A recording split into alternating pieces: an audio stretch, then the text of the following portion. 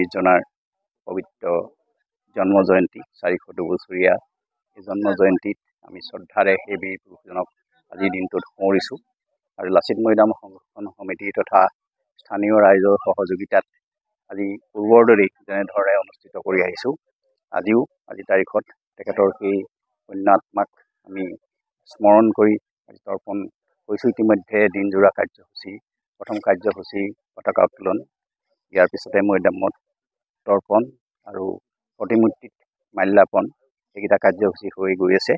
ইয়াৰ পিছত আমি কাৰ্যসূচী ৰাখিছোঁ যে ইয়াত জনগোষ্ঠীয় নৃত্য প্ৰদৰ্শন হ'ব আৰু কুইজ প্ৰতিযোগিতা, আৰু তাৰ লগে লগে আমি এটা অনুষ্ঠান ৰাখিছোঁ, যিটো অনুষ্ঠান আমি ইয়াত যিসকলে এই অঞ্চলটোত আমাৰ লাচিত বৰফুকনৰ মৈদামত প্ৰথম পৰ্যায়তে তেখেতসকলে ইয়াত ভূমিদান কৰিছিলে আৰু তেখেতসকলক আমি এটা সম্বৰ্ধনা কাৰ্যসূচী এটাও ৰাখিছোঁ, চমু কাৰ্যসূচী। যিহেতু এইবাৰ আমাৰ হল নাই, আমাৰ যিটো হল ইতিমধ্যে ভাঙি নতুনকৈ নিৰ্মাণ কৰা হৈছে, এতিয়ালৈকে আমি এই বহলকৈ এই অনুষ্ঠানটো অনুষ্ঠিত কৰিব পৰা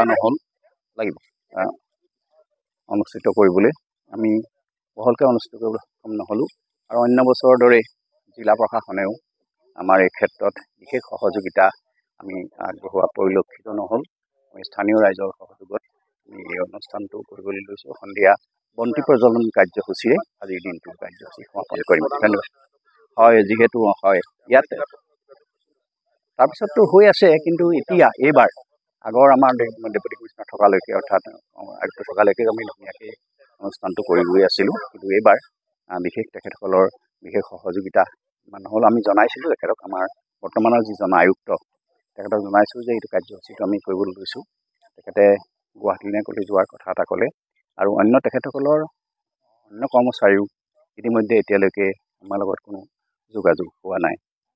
আমি এই বীৰজনাৰ এই নিৰ্দিষ্ট দিনটোত আমি ভাবিছোঁ যে সেই পুণ্য আত্মাৰ আমি সদ্গতিও কামনা কৰাৰ লগতে সেই আমাৰ অসমখন ৰক্ষা কৰাৰ যিজন ব্যক্তিয়ে আমাক সহযোগিতা কৰিলে, অসমখন ৰক্ষাৰ ক্ষেত্ৰত তেখেতে বীৰত্ব প্ৰদৰ্শনেৰে মোগলক প্ৰতিহত কৰি অসমখন সুৰক্ষিত কৰি ৰাখিলে, সেই বীৰজনাৰ আজি জন্ম জয়ন্তীত আমি উলহ মালহেৰে পাতিব লাগিছিলে, কিন্তু আমি স্থানীয়ভাৱে অনুষ্টুপীয়াকৈ প্ৰতি বছৰ যেনেকৈ ধাৰাবাহিকভাৱে আমি পাতি আহিছোঁ, এই বছৰো পাতিছোঁ। 22 আৰু 23 এই দুটা বছৰ অৱশ্যে জিলা প্ৰশাসনৰ সহযোগিতা সম্পূৰ্ণ আছিলে, তেখেতসকলৰ লগত সহযোগিতা কৰি আমি বহলভাৱে অনুষ্ঠিত কৰিছিলোঁ। এইবাৰ আমি মাত্ৰ অনুষ্টুপীয়াকৈ অনুষ্ঠানটো কৰিবলৈ লৈছোঁ।